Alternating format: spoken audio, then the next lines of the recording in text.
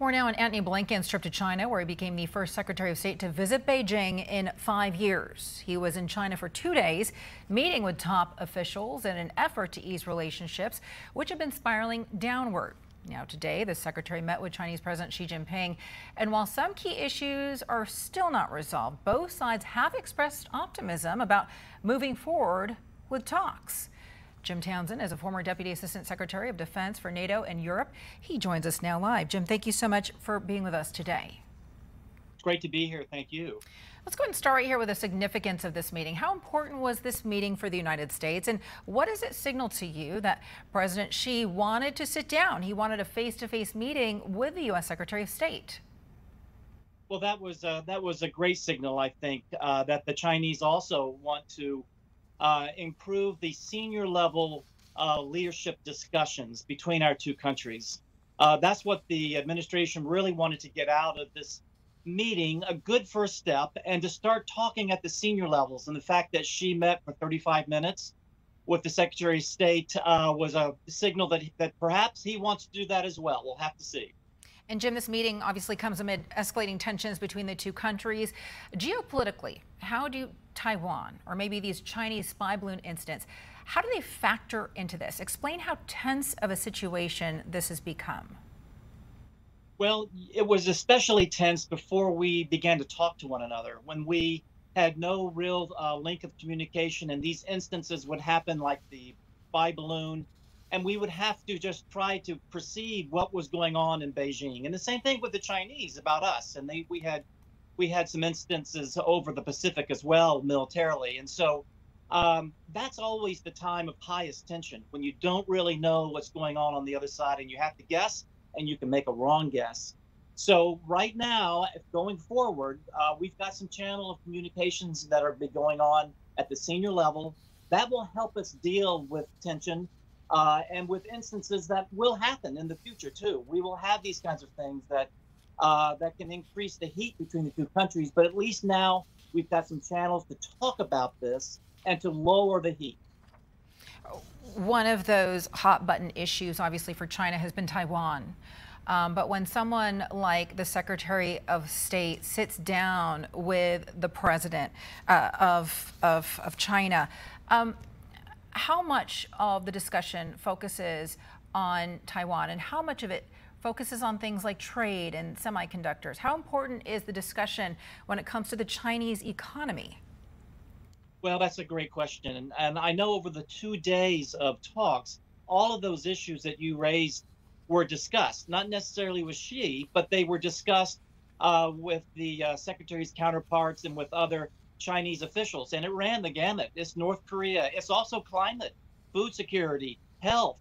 There's a lot of things that we have in common, our two countries, that we need to work on. And those were discussed. But when Xi sat down, certainly Taiwan was discussed. I think the U.S. had to make clear where it stood in terms of our support for Taiwan. And Xi made clear to all of us where he considered that Taiwan fit into the thinking in Beijing. So certainly it was expressions by both sides to clear the air about what we each thought of one another, including over issues such as Taiwan. So we had to clear the air, and I think they did. Yeah, clearing the air has been really, really important, because communication has somewhat broken down and is an area that definitely needs to improve. But China continues to refuse to communicate military to military. How important is this type of communication, especially given the situation in Taiwan right now?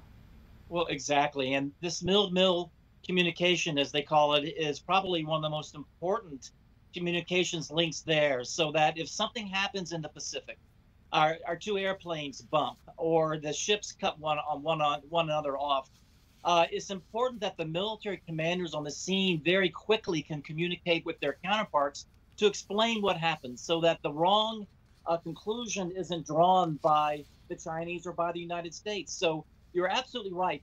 In terms of communication, the mill-to-mill is the most important when it comes to avoid an incident becoming something bigger than that. And unfortunately, that was not, we didn't make much progress this time around, but we did make progress on communications generally.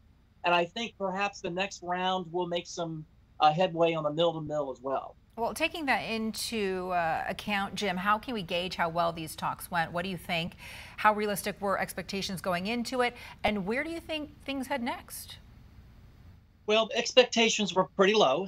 The U.S. particularly kept it low, and essentially this set of meetings was really to kind of start the engines back up.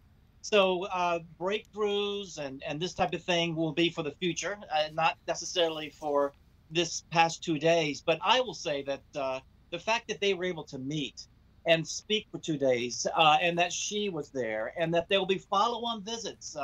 Janet Yellen, I heard, might be visiting China, and her counterparts from China might come to the United States.